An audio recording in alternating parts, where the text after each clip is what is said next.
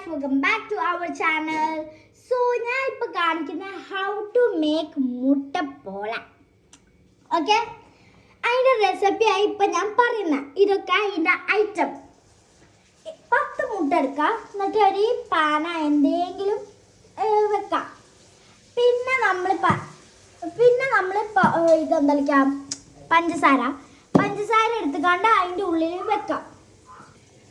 നല്ലോണം ബീറ്റ് ചെയ്യാം. മുട്ട പൊട്ടിച്ചിക്കാണ്ടാ മാത്രം പാരണ്ട കേട്ടാ. സോറി. എന്നിട്ട് പഞ്ചസാര ഇട്ടി എന്നിട്ട് നല്ലോണം ബീറ്റ് ചെയ്യാം ഈ സാധനത്തെ കൊണ്ട്. ഒരു 10 മിനിറ്റ് അവിടെ ബീറ്റ് ചെയ്യിപ്പിക്കാം.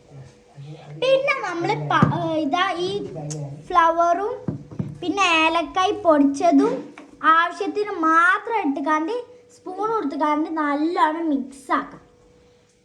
അരമണിക്കൂർ കൊണ്ട് ഇങ്ങനെ മിക്സാക്കാം.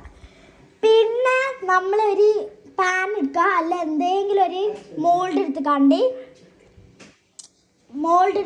നേരെ നമ്മൾ എന്ത് ചെയ്യാം, ഇത് പാരാം.